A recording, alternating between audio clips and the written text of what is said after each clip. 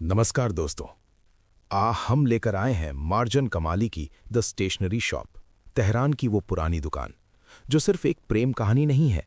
ये एक खोई हुई सभ्यता, एक राजनीतिक क्रांति और 60 सालों के लंबे इंतजार की दास्तां है। ये किताब हमें 1953 के ईरान में ले जाती है, जहां स्याही की खुशबू और पुरानी किताबों के पन्नों के बीच दो रूहें आपस में मिलती हैं।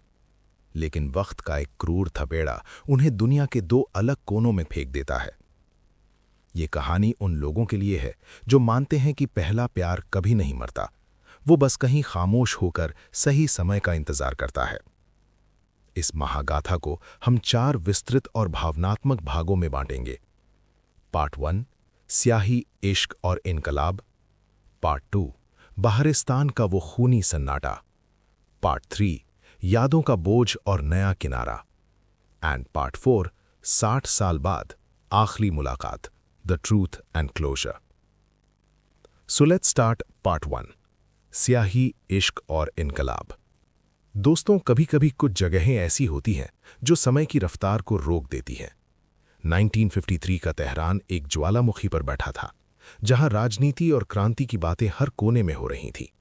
लेकिन इन सब के बीच एक ऐसी जगह थी जहां दुनिया का शोर शांत हो जाता था, मिस्टर फखरी की स्टेशनरी की दुकान। यहां पेंसिल की छिलन, ताज़ा छपी किताबों की स्याही और पुराने कागज़ों की एक ऐसी महक थी जो किसी भी बेचैन रूह को सुकून दे सकती थी। हमारी नायिका रोया ऐसी ही एक लड़की थी जिसे किताबों से मोहब्बत थी। वो 18 साल की थी, उसकी आंखों में बड़े सपने थे और वो मानती थी कि साहित्य ही दुनिया को बदलने का एकमात्र रास्ता है। वो अक्सर अपनी बहन जरी के साथ मिस्टर फखरी की दुकान में घंटों बिताती थी। मिस्टर फखरी, जो दुकान के मालिक थे, वे सिर्फ सामान नहीं बेचते थे, वे एक जादूगर थे जो जानते थे कि किस इंसान को किस किताब की जरूरत है। उन्होंने ही रोया को वो सुकून दिया था जो उसे अपने घर के माहौल में नहीं मिलता था। लेकिन उस दिन उस दुकान में कुछ ऐसा होने वाला था जिसने आने वाले 60 सालों के लिए रोया की तकदीर लिखने वाली थी। उसी दोपहर दुकान के उस शांत कोने में बहमन का प्रवेश होता है। बहमन एक ऐसा लड़का जो सिर्फ कविताएं नहीं पढ़ता था, बल्कि उन्हें जीता था। वो एक कट्टर राजनीतिक कार्यकर्ता था जो ईरान के तत्कालीन प्रधानमंत्री मोहम्मद मोसद्देक का दीवाना था। वो लोकतंत्र चाहता था, वो आज़ादी चाहता था। जब रोया ने पहली बार बहमन को देखा तो उसे लगा जैसे तेहरान की सारी उमस गायब हो गई है। बहमन के बात करने का अंदाज, उसका जुनून और उसकी वो मुस्कुराहट। रोया को लगा कि उसने अपनी पसंदीदा किताब का सबसे खूबसूरत पन्ना आज देख लिया है। बहमन भी रोया को देखकर रुक गया। मिस्टर फखरी, जो पर्दे के पीछे से सब देख रहे थे, वे मुस्कुराए। उन्हें पता था कि इन दो रूहों का मिलना महज इत्तेफाक नहीं है। बहमन ने रोया से कहा, क्या तुम्हें पता है कि रूमी ने कहा था कि तुम्हारी तलाश ही तुम्हें वहां ले जाएगी जहां तुम जाना चाहते हो। उस दिन के बाद मिस्टर फखरी की दुकान इन दोनों के मिलने का अड्डा बन गई। वे घंटों बैठकर ईरान के भविष्य, अपनी पसंदीदा फिल्मों और उन सपनों की बातें करते थे जो उन्होंने एक दूसरे की आंखों में देखे थे। प्यार की चाशनी में घुली ये कहानी अब हकीकत के कड़वेपन से टकराने वाली थी। तेहरान की सड़कों पर माहौल गर्म हो रहा था। ब्रिटिश और अमेरिकी एजेंसियां मोसादेक की सरकार को गिराने की साजिशें कर रही थी। बहमन इस आंदोलन का एक हिस्सा था। वो अक्सर रैलियों में जाता, पुलिस की लाठियां खाता, लेकिन वापस रोया के पास आकर अपनी सारी थकान भूल जाता। रोया उसे समझाती, बहमन, ये राजनीति तुम्हें हमसे दूर कर देगी। लेकिन बहमन कहता, रोया, अगर हम आज अपने देश के लिए नहीं लड़े तो हमारा प्यार कभी आज़ाद नहीं हो पाएगा। उनकी मुलाकातें अब सिर्फ किताबों तक सीमित नहीं थीं। उन्होंने तेहरान के बागीचों में सैर की, केसर वाली आइसक्रीम खाई और उन वादों की बुनाई की जो बहुत मजबूत लग रहे थे। बहमन ने रोया को एक अंगूठी दी और उससे शादी का वादा किया। लेकिन बहमन की मां इस रिश्ते के खिलाफ थीं। उन्हें लगता था कि रोया उनके बेटे के लिए शुभ नहीं है। यहां से शुरू होता है वो पारिवारिक और सामाजिक संघर्ष जो अक्सर महान प्रेम कहानियों का अंत बन जाता है। जब हालात और भी बिगड़ गए और बहमन को छुपना पड़ा, तो मिस्टर फखरी की दुकान ही उनके बीच का पोस्ट ऑफिस बनी। बहमन रोया के लिए ऐसी चिट्ठियां छोड़ता जिनमें रूमी और हाफिज की कविताओं के पीछे अगले मिलने की जगह और समय लिखा होता था। रोया के लिए वो स्टेशनरी की दुकान अब एक मंदिर बन चुकी थी। वो रोज वहां जाती, मिस्टर फखरी के हाथ से एक लिफाफा लेती और उसे अपने सीने से लगाकर घर भागती। उन चिट्ठियों में बहमन लिखता था, रोया, ये दुनिया बदल रही है, लेकिन मेरी स्याही कभी नहीं सूखेगी। हम मिलेंगे बहारिस्तान स्क्वायर पर उस दिन जब ईरान आज़ाद होगा। लेकिन मिस्टर फखरी की आंखों में एक अजीब सा डर था। वे जानते थे कि बाहर जो तूफान आ रहा है वो सिर्फ सरकारें नहीं बदलेगा, वो लोगों की जिंदगियां उजाड़ देगा। उन्होंने एक बार रोया से कहा था, बेटी, किस्मत अक्सर वही पन्ना फाड़ देती है जिसे हम सबसे ज्यादा पढ़ना चाहते हैं। रोया उस समय इस चेतावनी का मतलब नहीं समझ पाई थी। वो रात रोया की जिंदगी की सबसे लंबी रात थी। कल दोपहर उसे बहमन से मिलना था। वे शादी करने वाले थे। वे तेहरान की इस हिंसा से दूर अपनी एक नई दुनिया बसाने वाले थे। रोया ने अपना सामान पैक किया, अपनी पसंदीदा किताबें ली और बहमन की दी हुई अंगूठी को बार बार चूमती रही। उसे नहीं पता था कि अगली सुबह तेहरान की सड़कों पर टैंक उतरने वाले थे। उसे नहीं पता था कि CIA ने उस ऑपरेशन एजेक्स को हरी झंडी दे दी थी, जिसने ईरान का इतिहास बदल दिया। अगली सुबह रोया अपना नीला गाउन पहनकर, बालों में कंघी करके और अपने दिल में हजारों उम्मीदें लेकर घर से निकली। वो बहारिस्तान स्क्वायर की तरफ बढ़ी। उसे लगा कि वो अपनी जिंदगी की सबसे बड़ी खुशी की तरफ जा रही है, लेकिन नियति ने वहां उसके लिए मौत जैसा सन्नाटा बिछा रखा था। दोस्तों, द स्टेशनरी शॉप का पहला हिस्सा यहां एक बहुत ही दर्दनाक मोड़ पर खत्म होता है। रोया बहारिस्तान स्क्वायर पहुंच चुकी है। चारों तरफ गोलियां चल रही हैं, लोग मर रहे हैं, चीखें आसमान चीर रही हैं, लेकिन रोया की नजरें सिर्फ उस सफेद कमीज वाले लड़के को ढूंढ रही हैं जिसने उससे वादा किया था। क्या बहमन वहां आएगा? क्या राजनीति ने प्यार को निगल लिया है? मिस्टर फखरी उस दोपहर कहां गायब थे? और वो नीला लिबास जो मिलन का प्रतीक होना चाहिए था, वो कैसे वियोग का कफन बन गया? दोस्तों, अब शुरू होता है द स्टेशनरी शॉप पार्ट 2। ये भाग उस तख्ता तलट की दास्ता है जिसने ना सिर्फ एक देश का नक्शा बदला, बल्कि दो रूहों के बीच एक ऐसी दीवार खड़ी कर दी जिसे गिरने में 60 साल लग गए। पार्ट 2, बहारिस्तान का खूनी सन्नाटा और बिखरे हुए ख्वाब। दोस्तों, कुछ सुबहें ऐसी होती हैं जो हमें गुमराह कर देती हैं। रोया के लिए वो सुबह उसकी जिंदगी की सबसे खूबसूरत सुबह होनी चाहिए थी। आज वो अपने प्यार, अपने बहमन से शादी करने वाली थी। उन्होंने वादा किया था बहारिस्तान स्क्वायर पर, उस फव्वारे के पास जहां से उनकी नई जिंदगी शुरू होगी। रोया ने अपने नीले लिबास को देखा। ये नीला रंग बहमन को बहुत पसंद था। वो कहता था कि ये तेहरान के साफ आसमान जैसा है, लेकिन खिड़की से बाहर झांकने पर आसमान साफ नहीं था। धूल उड़ रही थी और दूर कहीं से लोगों के चिल्लाने और ट्रकों के गूंजने की आवाजें आ रही थी। रोया की मां ने उसे रोकने की कोशिश की। बेटी, आज बाहर मत जाओ, शहर की नसों में जहर भरा हुआ है। लेकिन रोया की आंखों में बहमन का वो वादा था। उसने अपनी छोटी सी थैली उठाई जिसमें उसने अपनी सबसे प्यारी किताबें और बहमन की दी हुई अंगूठी रखी थी। वो घर से निकल पड़ी। उसे नहीं पता था कि वो अपनी जवानी, अपनी मासूमियत और अपने घर को आखिरी बार देख रही है। वो तेहरान की सड़कों पर दौड़ रही थी, लेकिन उसे एहसास नहीं था कि वो इतिहास के सबसे काले दिन की तरफ बढ़ रही है। दोस्तों, अगर आप कभी किसी भीड़ का हिस्सा रहे हैं जहां अचानक हिंसा भड़क उठे, तो आप समझ सकते हैं कि रोया पर क्या गुजर रही होगी। बहारिस्तान स्क्वायर उस दिन किसी राजनीतिक सभा जैसा नहीं लग रहा था, बल्कि वो एक मछली बाजार बन चुका था जहां हर तरफ मौत का डर था। रोया फव्वारे के पास पहुंच चुकी थी। उसका नीला गाउन अब धूल और पसीने से गंदा हो रहा था। उसकी आंखें पागलों की तरह हर चेहरे को स्कैन कर रही थी।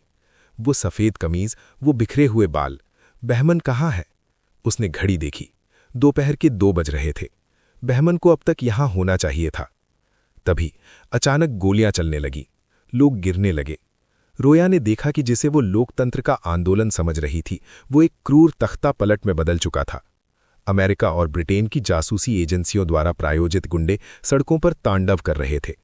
रोया एक खंबे के पीछे छिप गई। उसकी सांसें फूल रही थीं। उसे लगा कि बहमन भी कहीं इसी भीड़ में फंसा होगा। उसे डर था कि कहीं बहमन को गोले न लग जाए, क्योंकि वो हमेशा सबसे आगे रहता था। घंटों बीत गए। सूरज ढलने लगा, लेकिन ना बहमन आया और ना ही वो शांति जिसकी तेहरान को उम्मीद थी। रोया वहां तब तक खड़ी रही जब तक कि सड़कों पर सिर्फ जली हुई गाड़ियां और बिखरे हुए जूते नहीं रह गए। वो फव्वारा जो उनके मिलन का गवाह बनने वाला था, अब खून से लाल हो चुके पानी से भर गया था। थकी हुई, टूटी हुई और डरी हुई रोया वापस वहां पहुंची जहां से सब शुरू हुआ था। मिस्टर फखरी की दुकान। उसे उम्मीद थी कि बहमन यहाँ छिपा होगा।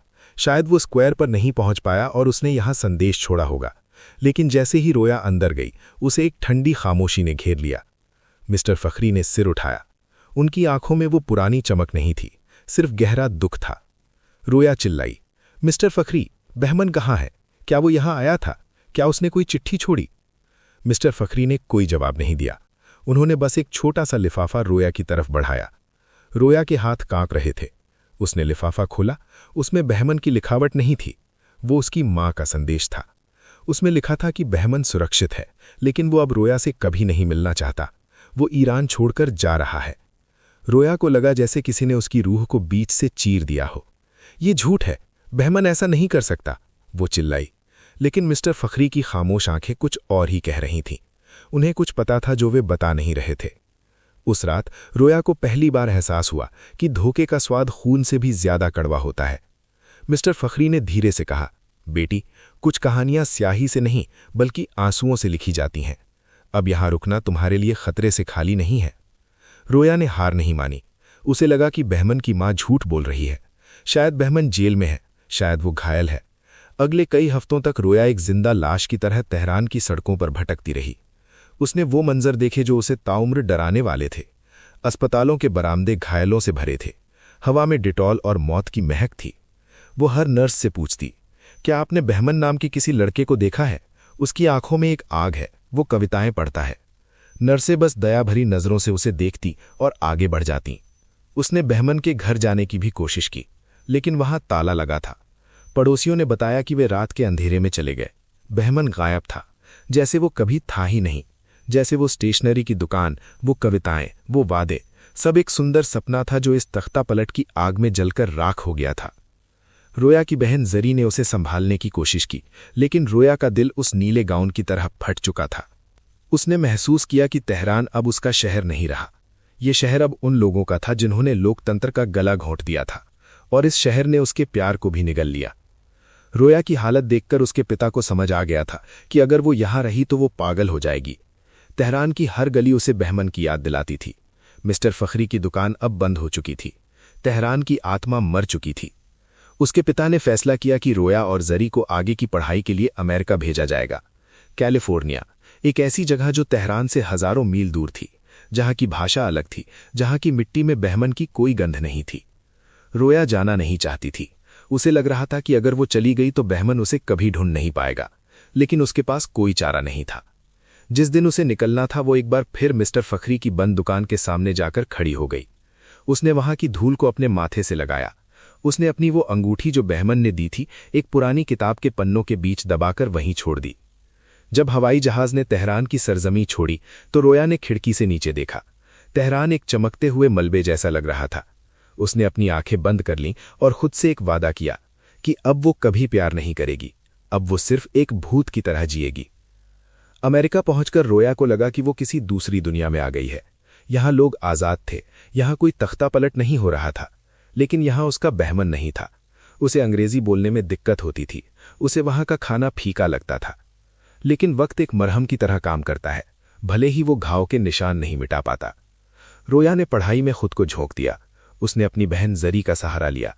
धीरे धीरे उसने इस नए देश की रफ्तार को अपनाना शुरू किया। लेकिन हर साल 19 अगस्त को वो अपना वो पुराना नीला गाउन निकालती जो अब फीका पड़ चुका था, और घंटों रोती। वो सोचती, क्या बहमन जिंदा है? क्या उसने किसी और से शादी कर ली? क्या उसने वाकई मुझे छोड़ दिया या उसके साथ कुछ बुरा हुआ? 60 साल तक ये सवाल उसके सीने में दबे रहे। उसने वॉल्टर नाम के एक अमेरिकी आदमी से शादी भी की जो बहुत अच्छा था, लेकिन रोया का दिल का एक कोना हमेशा उस पुरानी स्टेशनरी की दुकान में ही बंद रहा। दोस्तों, कहानी यहां एक ऐसा मोड़ लेती है जो आपके रोंगटे खड़े कर देगा। 60 साल बीत चुके हैं। रोया अब एक दादी माँ है। वॉल्टर जा चुका है। वो अपनी जिंदगी के आखिरी पड़ाव पर है। लेकिन तभी उसे एक सुराग मिलता है। बहमन जिंदा है। वो अमेरिका में ही है। वो मैसाचुसेट्स के एक नर्सिंग होम में है। 60 साल तक जिस इंसान को उसने मरा हुआ या धोखेबाज समझा था, वो उससे सिर्फ कुछ 100 मील की दूरी पर था। क्या रोया उससे मिलने जाएगी? क्या 60 साल बाद उन सवालों के जवाब मिलेंगे जो 1953 की उस दोपहर को अधूरे रह गए थे? और सबसे बड़ी बात, क्या बहमन उसे पहचान पाएगा? पिछले 2 भागों में हमने देखा कि कैसे 1953 के तेहरान की गलियों में पनपा रोया और बहमन का प्रेम राजनीति की भेंट चढ़ गया। बहारिस्तान स्क्वायर पर हुआ वो खूनी तख्तापलट सिर्फ एक सरकार की विदाई नहीं था, बल्कि वो रोया की रूह के 2 टुकड़े होने की शुरुआत थी। बहमन गायब हो गया और रोया एक गहरे जख्म के साथ अमेरिका के अनजाने किनारे पर पहुंच गई। अब शुरू होता है द स्टेशनरी शॉप पार्ट 3। ये भाग उन 60 सालों की खामोशी का है जहां रोया ने अपनी नई दुनिया तो बसाई, लेकिन उसका दिल आज भी तेहरान की उसी पुरानी दुकान में कैद था। यहां हम जानेंगे उन चिट्ठियों का सच और उस धोखे की परतें जिन्होंने 2 प्रेमियों को उम्र भर के लिए जुदा कर दिया।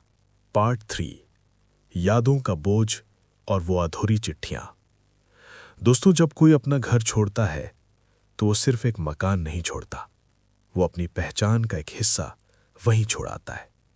रोया के लिए अमेरिका एक आज़ाद मुल्क था, लेकिन उसके मन की जेल में आज भी वही 19 अगस्त की दोपहर चल रही थी।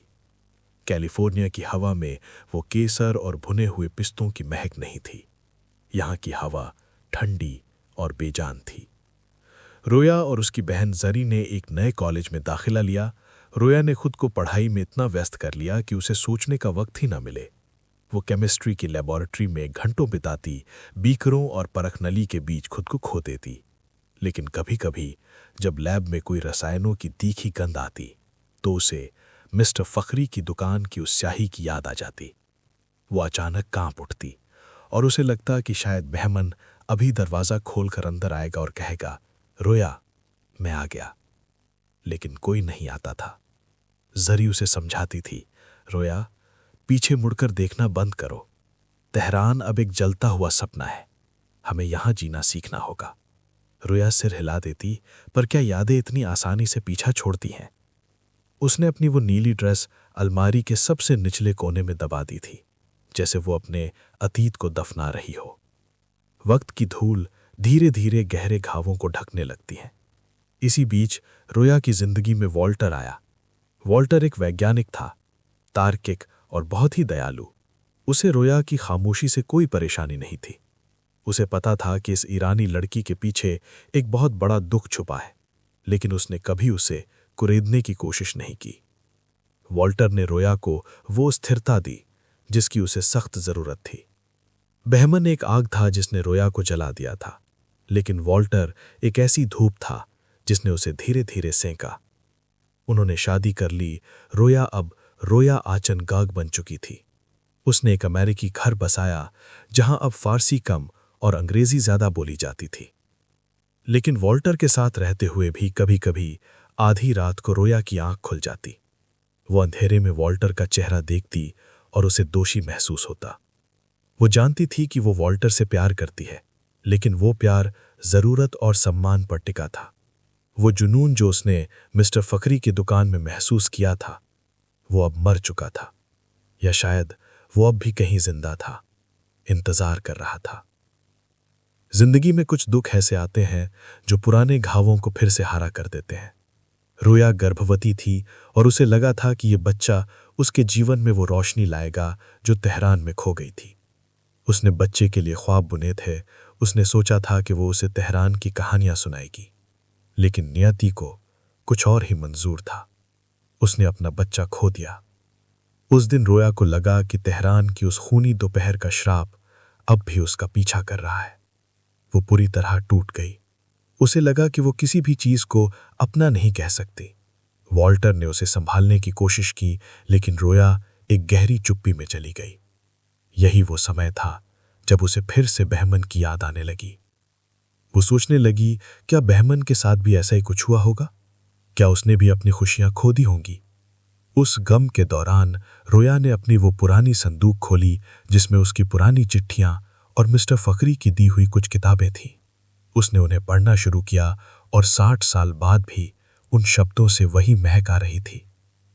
दोस्तों, यहां इस कहानी का सबसे बड़ा और कड़वा सच सामने आता है। रोया और बहमन के बीच की दूरी महज किस्मत नहीं थी, बल्कि वो एक सूची समझी साजिश थी। बहमन की मां, जो मानसिक रूप से अस्थिर थीं और अपने बेटे को लेकर बहुत ज्यादा सुरक्षात्मक थीं, वो रोया से नफरत करती थी। उसे लगता था कि रोया उसके बेटे को राजनीति की आग में धकेल रही है। उसने रोया की हर उस चिट्ठी को रोक दिया जो उसने बहमन को लिखी थी। बहमन को लगा कि रोया उसे भूल गई है कि उसने अमेरिका जाकर अपनी नई दुनिया बसा ली है। और मिस्टर फखरी, वो इंसान जिसे रोया अपना मार्गदर्शक मानती थी, उन्होंने भी इसमें साथ दिया। क्यों? क्योंकि वो जानते थे कि अगर बहमन और रोया साथ रहे तो बहमन मारा जाएगा। वो बहमन को बचाना चाहते थे और इसके लिए उन्होंने उन दोनों के बीच की संचार की डोरी ही काट दी। बहमन ने बहारिस्तान स्क्वायर पर रोया का इंतजार किया था।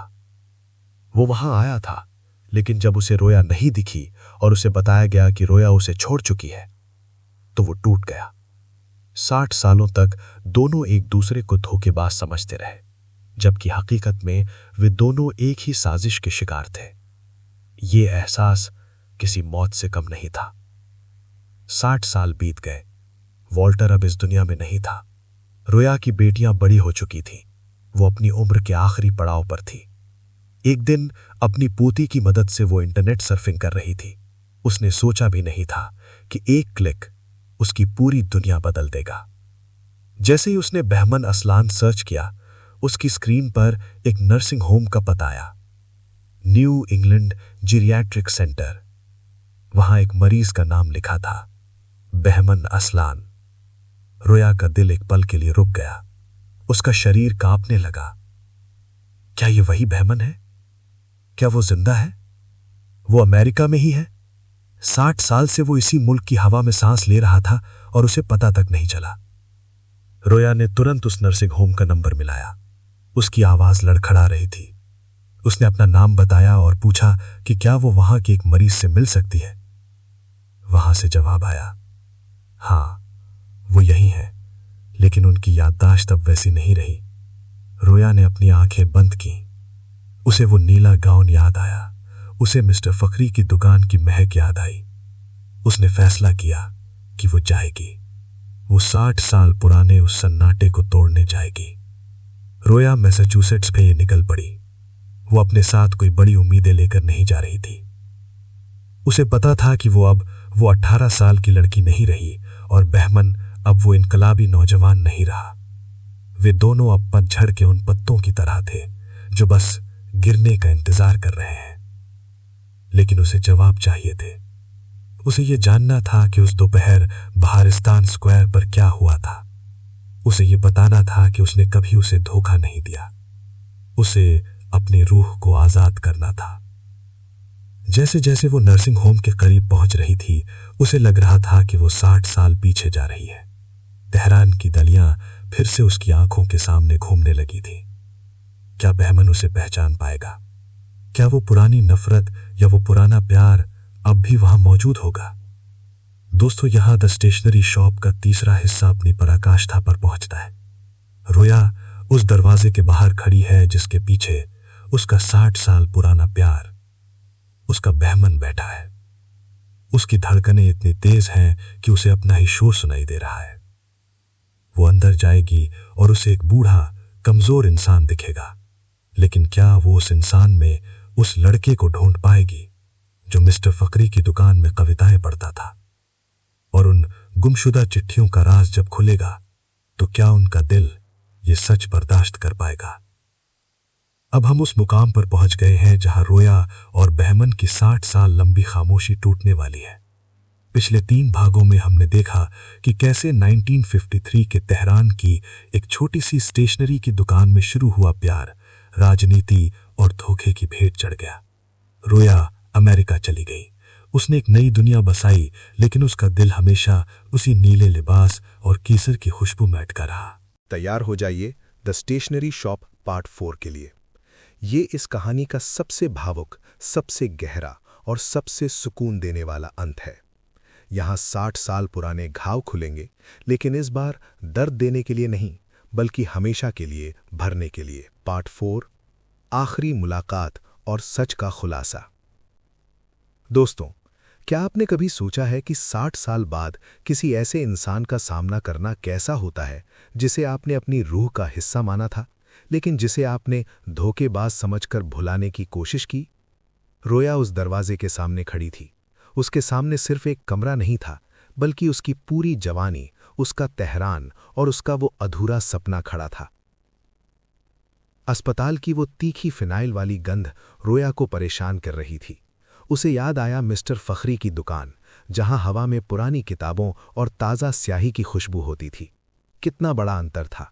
वो प्यार जो स्याही से शुरू हुआ था, आज दवाओं और ड्रिप की बोतलों के बीच खत्म होने वाला था। रोया ने एक गहरी सांस ली और दरवाज़ा खोला। अंदर की रोशनी धुंधली थी। खिड़की से आती हुई डूबते सूरज की पीली रोशनी एक बिस्तर पर पड़ रही थी। वहां एक बूढ़ा इंसान बैठा था। उसके बाल पूरी तरह सफ़ेद हो चुके थे, चेहरा झुर्रियों से भरा था और उसके हाथ कांप रहे थे।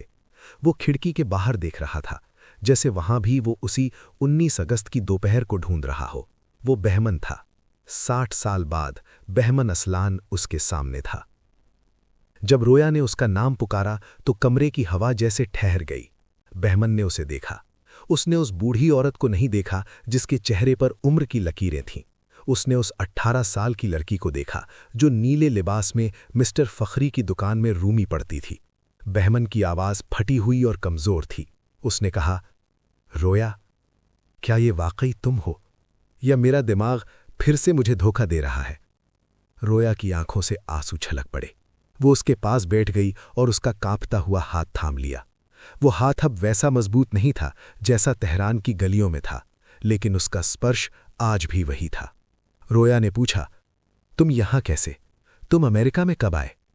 तुमने मुझे कभी ढूंढा क्यों नहीं? बहमन की आंखों में गहरा दुख था।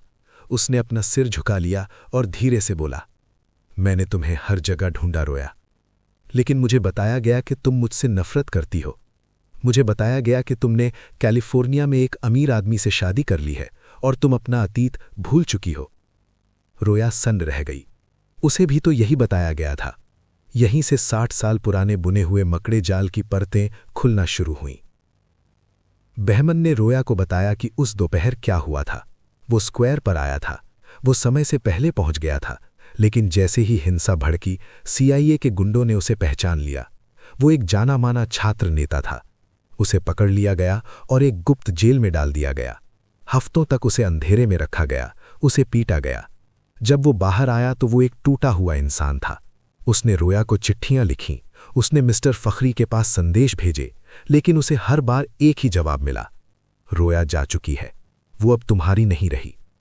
बहमन की मां, जो अपनी मानसिक बीमारी के कारण हमेशा से रोया के खिलाफ थीं, उन्होंने बहमन के दिमाग में ये बात बैठा दी कि रोया ने उसे धोखा दिया है। बहमन ने बताया कि वो कई सालों तक ईरान की जेलों में आता जाता रहा। बाद में जब हालात और ख़राब हुए तो वो भी अमेरिका आ गया। उसने यहाँ शादी की, उसके बच्चे हुए, लेकिन उसने कभी रोया को नहीं भुलाया। उसने अपनी हर किताब में, हर कविता में रोया को ढूंढा। उसने कहा, रोया, मैंने तुम्हारी वो नीली ड्रेस हजारों औरतों में ढूंढी, लेकिन वो नीला रंग सिर्फ तुम पर ही खिलता था। अब वक्त था मिस्टर फखरी के उस सच का जो उन्होंने अपनी कब्र तक ले जाने की कोशिश की थी। रोया ने वो चिट्ठी निकाली जो उसे सालों बाद मिस्टर फखरी के एक पुराने रिश्तेदार के जरिए मिली थी। ये चिट्ठी बहमन ने जेल से लिखी थी, लेकिन मिस्टर फखरी ने इसे कभी रोया तक नहीं पहुंचने दिया। क्यों? क्या मिस्टर फखरी बुरे इंसान थे? नहीं। मिस्टर फखरी जानते थे कि अगर रोया को पता चल गया कि बहमन जेल में है तो वो वापस तेहरान की गलियों में कूद जाएगी। वो भी मारी जाएगी या जेल जाएगी। मिस्टर फखरी रोया को बचाना चाहते थे। उन्हें लगा कि रोया को अमेरिका भेजकर और बहमन से दूर रखकर वे उसकी जिंदगी बचा रहे हैं। उन्होंने संरक्षक बनने के चक्कर में दो प्रेमियों की पूरी जिंदगी तबाह कर दी। बहमन ने उस चिट्ठी को देखा और फूट फूट कर रोने लगा। उसने कहा, उन्होंने हमारे साथ क्या किया रोया? उन्होंने हमें 60 साल तक एक दूसरे के लिए मरा हुआ बना दिया। रोया ने उसे गले लगा लिया। उस पल कमरे में कोई शिकायत नहीं थी, सिर्फ एक गहरा अफसोस था कि काश किसी ने एक बार सच बोल दिया होता। क्या 60 साल बाद माफ करना मुमकिन है? रोया ने महसूस किया कि अब गुस्सा करने का कोई मतलब नहीं है। मिस्टर फखरी ने जो किया वो डर और प्यार का एक अजीब मिश्रण था। बहमन की मां ने जो किया वो उनकी बीमारी और जलन का परिणाम था। बहमन ने कहा, रोया, हमारी किस्मत उन पुरानी स्टेशनरी की किताबों जैसी रही है जिनके पन्ने बीच में से फट गए थे। लेकिन मुझे खुशी है कि किताब बंद होने से पहले हमने वो पन्ने फिर से जोड़ लिए। उन्होंने अपनी जिंदगी के सुख दुख साझा किए। बहमन ने बताया कि उसके बच्चे अब बड़े हो गए हैं, लेकिन उसकी पत्नी अब इस दुनिया में नहीं है। रोया ने वॉल्टर के बारे में बताया, जिसने उसे वो स्थिरता दी जो शायद बहमन कभी नहीं दे पाता। उन्हें एहसास हुआ कि भले ही वो साथ नहीं रहे, लेकिन एक दूसरे की याद ने ही उन्हें जिंदा रखा था। उनका प्यार वो स्याही थी जो कभी नहीं सूखी, बस कागज बदल गए थे। कहानी का अंत हमें जीवन की सबसे बड़ी सच्चाई की ओर ले जाता है। कुछ प्रेम कहानियां मिलन के लिए नहीं, बल्कि पूर्णता के लिए होती हैं। बहमन को आखिरी शांति मिल गई थी। उसने देख लिया था कि उसकी रोया ने उसे कभी धोखा नहीं दिया। अपनी आखिरी सांस लेने से पहले बहमन ने रोया की आंखों में देखा और मुस्कुराया। उसने धीरे से कहा, स्टेशनरी की दुकान बंद होने का वक्त हो गया है रोया, लेकिन हमारी कहानी हमेशा उन किताबों में रहेगी जिन्हें हमने पढ़ा था। बहमन चला गया, लेकिन इस बार रोया नहीं टूटी। इस बार वो बहारिस्तान स्क्वायर की उस डरी हुई लड़की की तरह नहीं रोई। उसे सुकून था। उसने अपने प्यार को पा लिया था और उसे फिर से खोने से पहले उसे सत्य मिल गया था। वो अस्पताल से बाहर निकली तो आसमान बिल्कुल वैसा ही नीला था जैसा 1953 के तेहरान का था। रोया अब अकेली नहीं थी। उसके पास यादें थीं, और इस बार उन यादों में कोई कड़वाहट नहीं थी। वो वापस अपने घर गई। उसने एक कागज उठाया, अपनी पुरानी पेन में स्याही भरी और लिखना शुरू किया। ये कहानी एक स्टेशनरी की दुकान से शुरू हुई थी। तो दोस्तों, ये थी मार्जन कमाली की मास्टरपीस द स्टेशनरी शॉप। ये कहानी हमें सिखाती है कि वक्त कितना भी क्रूर क्यों ना हो और साजिशें कितनी भी गहरी क्यों ना हो, सत्य और प्रेम अपना रास्ता ढूंढ ही लेते हैं। कभी कभी हमें अपनी कहानी का अंत वैसा नहीं मिलता जैसा हम चाहते हैं, लेकिन जो अंत हमें मिलता है वही हमें शांति देता है। रोया और बहमन 60 साल बाद मिले सिर्फ विदा कहने के लिए, लेकिन वो विदा अधूरी नहीं थी। अगर आपको रोया और बहमन की ये महागाथा पसंद आई है तो कमेंट्स में लिखें, लव विन्स ओवर टाइम। इस ऑडियो बुक सीरीज को अपने उन दोस्तों के साथ शेयर करें जो सच्चे प्यार और इतिहास की गहराई में यकीन रखते हैं। द बुक योगी चैनल को सब्सक्राइब करना ना भूलें, क्योंकि अगली कहानी और भी रोमांचक होने वाली है। मिलते हैं एक नई किताब, एक नए सफर के साथ। तब तक के लिए अपनी कहानी खुद लिखिए और अपनी स्याही को कभी नहीं सूखने दीजिए। शुक्रिया। जय हिंद।